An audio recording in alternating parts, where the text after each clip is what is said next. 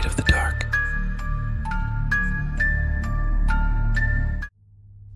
My granddad built an amusement park, but something got it shut down. After my mom died, I was called by someone about my granddad and tried to tell me that I was now responsible for him. The problem was that my mom told me he died years ago. I thought that this was some kind of scam, so I just blocked the number and ignored it for a while. That was until they came to my door. "Are you Adam Davis?" That was the first thing she said to me. They started going on saying that they represented my granddad and that they needed to discuss something with me. But I just said, "Hey, just stop what you're doing. My granddad died years ago, and I'm not interested in what you have to say." I went to close the door until they said, "Not even for the inheritance. Now I'm not a greedy man, but if someone says something like that, I might just listen." I then opened the door slightly and let them talk. "It may come as a shock, but your granddad used to own a lot before he was committed. Your mother ended up being the owner of what he had, but since she's dead, it all now comes down to you." That's when I realized what she said. "Wait, what do you mean committed?" She then pulled out a file of paperwork with the words St. Mary's Mental Institute. "Your granddad has been there since the early 80s, which might be the reason why your mother never told you." I still wasn't convinced, but I continued to listen. "As I said, now your mother is no longer with us. You now own responsibility for your granddad's belongings and ownership to everything he has." She then gave me files of what my granddad owns and said if I wanted to sort through it now or later. I told her that I would do it later. All of this was confusing, and I was still trying to come to terms with my mom's passing. I didn't look at it until later that night. To be honest, I never really knew my granddad. I only remember seeing him once, and that was when I was 5 or 6. But that was when he was in a retirement home. I was born in the mid-90s, so how could I not remember? It was a mental institute. I will never know. When I started looking through the papers, I saw what my granddad had. Even all these years, he still owned the house my mom grew up in, a shop he co-owned with his brother. There were other things that didn't really matter, but that's when I saw it. It also came with a picture of the front. My granddad owned an amusement park back in the late 70s, and not just owned, but he built it. A group of people stood there in the front of the entrance. They were all smiling, but there was something off with one of them. The one in the middle was smiling, but it seemed put on like he wasn't actually happy. But the amusement park looked great, even from where the photo was taken. The big sign said Wild Park. I could see a large ride going around the park itself, a Ferris wheel with a large face on it, and even games like the one where you had to shoot water in a clown's mouth and a balloon would pop. The park had almost everything, but there was one ride I couldn't make out. It was behind the ring toss game, and only 3 letters showed up. APP.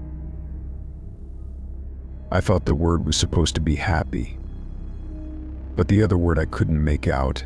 It was either a P or an R, but at this point it could be anything. I still couldn't believe it though. My granddad owned an amusement park. Why didn't my mom tell me about this? It was so strange that she would leave out something like this. But that's when I started thinking about how I haven't heard of it, or how anyone else hasn't heard about it. Something this big had to be known by someone. After a while of thinking, I just decided to Google it. When I put the name of the park in and pressed enter, the first article I saw was Wild Park shut down after a few months. Only a few months? How could something like that go out of business so soon? I started looking through the files again until I found the contract and other paperwork. It said the usual thing about ownership, copyright, ECT. But then I found the paperwork on it being closed down.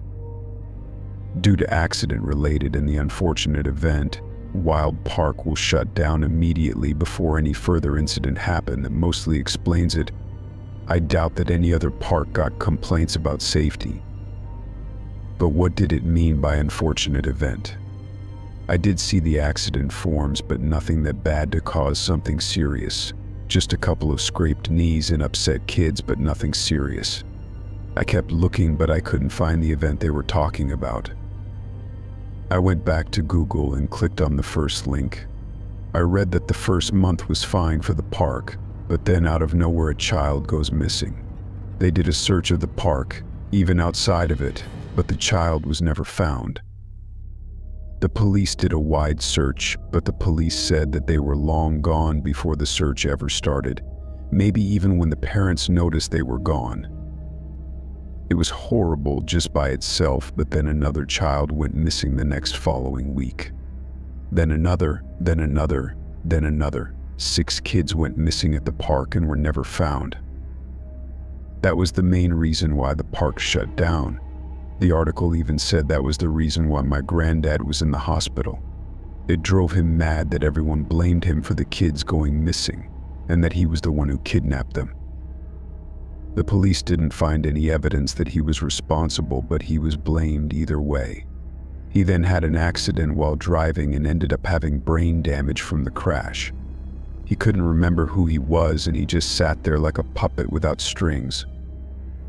Some people say that he tried to kill himself for what he did. I thought this was just sick. I can never imagine someone that owned a park could just do something so horrible, but I never had that good judgment for people, so I was basically useless at that kind of thing. Seeing all of this made me think about all the people that worked for my granddad, how they lost everything because of something they might not even be responsible for. I looked at the photo again just to see how happy they were that day. How such a big accomplishment went to waste after a few months. That's when I noticed that one of the workers was different from the others. The person at the front wasn't just small, he was basically a child. He wasn't even a teen, he was like 7 or 8. I immediately thought that it was one of the children, but then I saw the date on the back of the photo. December 27, 1979. I then looked at the names of the children on the website, but that boy wasn't one of them. I then just kept looking at the photo and tried to think who he was. One of the adult workers had his hand on the boy's shoulder, so I started thinking that he was his son and just managed to bring him along for the photo. I thought it was sweet at first, but when the missing children came up again, it must have been horrible for his dad to work somewhere for something like that to happen. I then started looking back at the park and I suddenly had a feeling. I didn't know what it was at first, but it eventually came to me once I sorted all the other paperwork out. I needed to know what happened that day. I don't know why, but since I technically now own the park, I feel responsible to at least know what happened to the kids. Or that was just an excuse for my curiosity. I needed to know. After I finished going through the work with the lawyer, I started looking for the employees from the park. The only problem was that all of them were either dead or just couldn't be found. Not all of them, though. There was one employee left, and he actually still lived in the same house for all these years. Jake Miller. That name seemed familiar. I looked at all the employee sheets again and found one with the same surname, Donald Miller. That's when the boy in the photo came back up. It was a stretch, but could he be Jake? I thought at least I could talk to someone about the park, but then I started to wonder how such a young boy could work at a park. He wasn't listed as a trainee, he was an actual employee. I don't know if his dad gave a part or my granddad was desperate, but it wasn't right. I don't know much about history, but I know children stopped working in the 1800s. I needed more answers than I thought, and he was the only one that could tell me. When I found the house he was still living in, I knocked on the door. But I then felt this bad feeling, like if you entered the wrong room and everyone just watched you. The door suddenly opened and I finally saw Jake. He was doing despite being in his 50s. He looked like he just turned 40. Yes, he said. He looked kind with his eyes and innocent smile. It was enough to make the bad feeling disappear. Hello, I'm Adam. I heard about the amusement park. That was a mistake. His smile turned into a mix between upset and scared. Before either of us could say anything, he closed the door and locked it. I knocked on the door again and said that it was important, but he didn't listen. But that was when I said that his boss was my granddad. I then heard him unlock the door and open it slightly. "Ben's your granddad," he said, still hesitant. I just nodded, hoping he wouldn't suddenly get violent. He then opened the door completely and just looked at me like he was trying to see something. "You do look a lot like him." You know, I was a bit insulted since I was 27 and my granddad opened the park when he was 36. He then stepped to the side to allow me in. I expected a typical old home, but it was nothing like that. In fact, everything looked brand new. Jake walked past me to sit in his chair. He then offered me to sit on the sofa. When I sat down, he asked, "So, how much do you know about wild parks?" I told him I knew about the missing children, and that it was only open for a few months. "It's a shame the whole place closed because of those children. My dad was so scared that he said we both quit and just looked for new jobs." I then got the photo out and said, "But you were so young. How could you even get a job?" I handed him the photo. He looked at it and I could tell it brought back memories. He then said, "My family was desperate for money. We all had to work just to eat.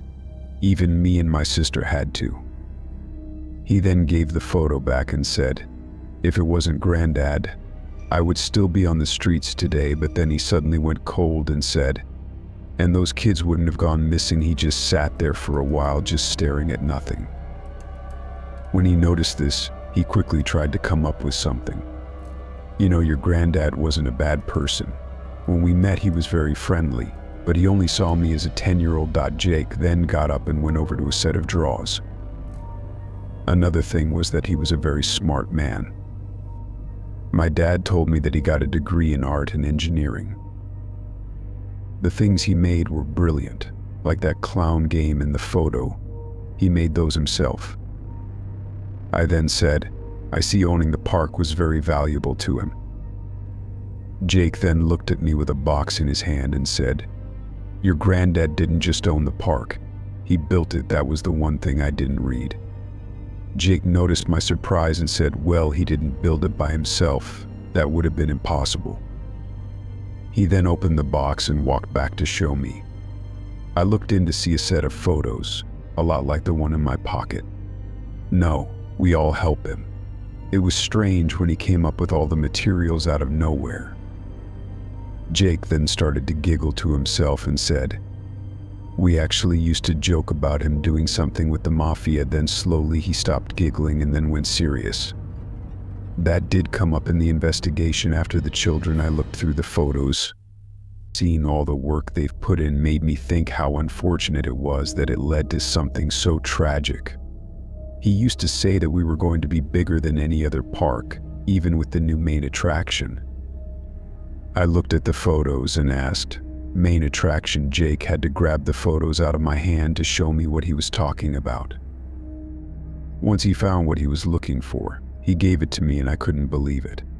Right there was a stage that had metal puppets dancing around. The sign above was the Happy Rascals, all in big lights. Jake then said, "His engineering degree really paid off." I looked up again.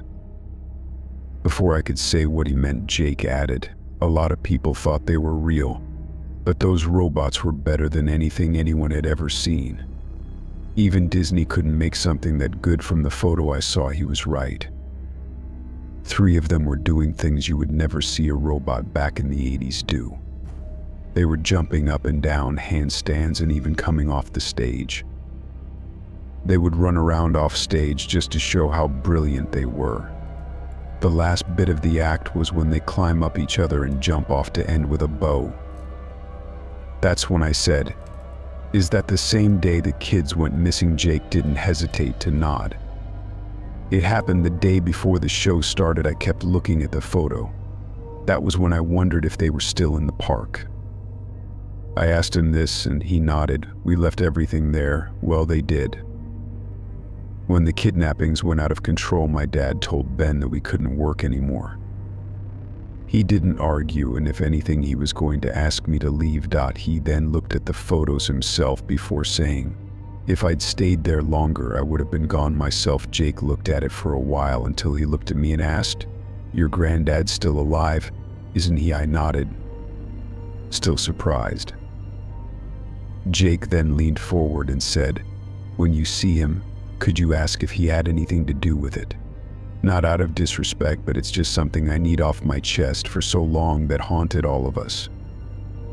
I promised him I would. In fact, I was thinking I would see him the next day. It's about time I saw him. After that day, I got in my car and went to see him.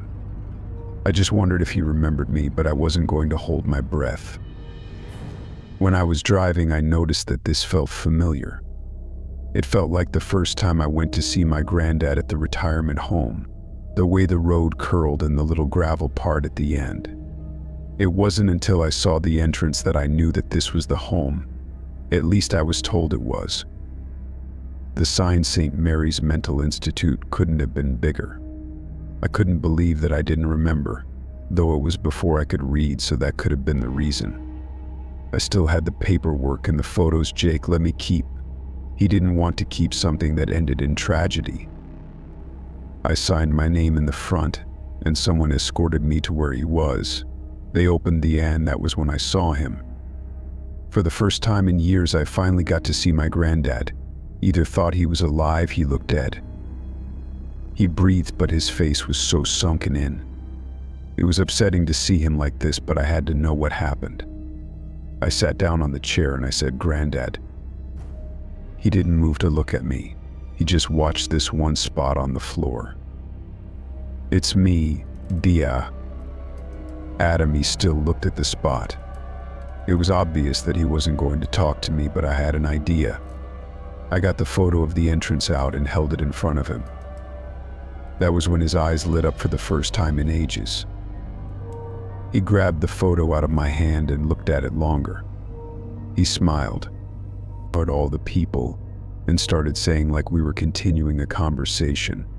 We were so happy that day. Years of hard work finally paid off, and the park was now a reality. The nurse standing by the door was surprised. They had never even heard him talk before. I then started spreading out the other photos on the table, and he didn't hesitate to grab them and talk. We spent hours talking about how he managed to make sculptures, the rides, the prizes, and even the booths.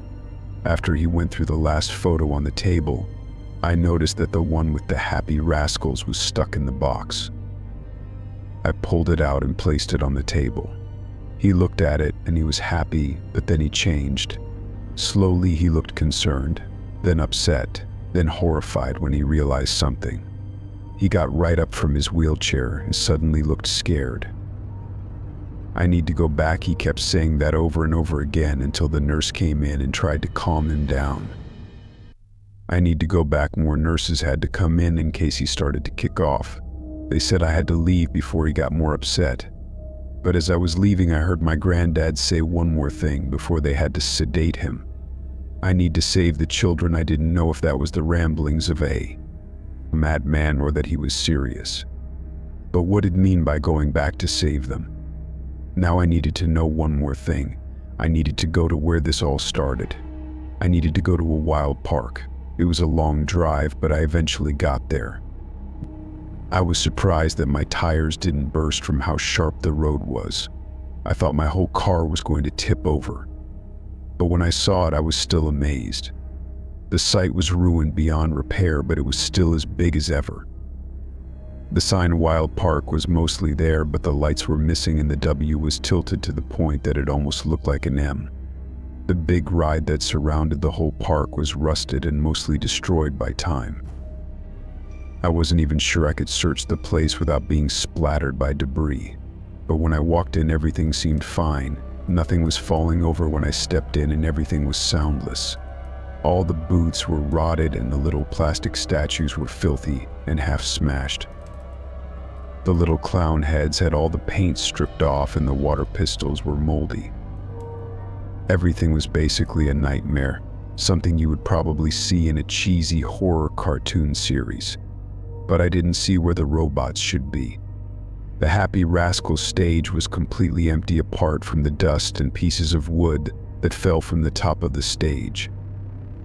I expected that they would be standing there with the plastic mask rotting over and the metal rusting. I then wondered if there was a room at the back where they stored them overnight. As I was walking behind the stage, I did see the door, and it was wide open, almost like it was calling to me. When I went through, I was hit by the most sickening smell. I didn't know what it was, but I thought it was people leaving food near the stage. I kept on going though, because just from the light I could see the metal of the robots. But there were 6 of them in the room. I first thought it was because one of them stopped working. It sounded simpler then, but I didn't understand why they were all different sizes. I walked closer to them, seeing how much they looked so different in person. The faces were in great detail and the bodies were so clean they almost looked brand new. It was so strange. That's when I noticed that the smaller one's face was peeling off. I never saw the true face of a robot, so I was curious enough to try and take the face off. It wasn't hard since it was flat and flimsy rubber. But when I peeled it off, I saw the inside of the robot, and it made me run faster than in my whole life. After that day, there was an investigation. It turned out my granddad was the one that kidnapped the kids. After I showed him the pictures, he remembered what he did, but he didn't sell them off or kill them. It turned out he was saving them from abusive parents. He even gave them a home in the park where no one could find them. But after the accident, he couldn't go back. Then when my mom got the ownership, she shut the whole park down. The thing was that no one knew the kids were still in the park when the hottest summer came by. At least I now know where they are, and how my grandpa got his robots to move so lifelike.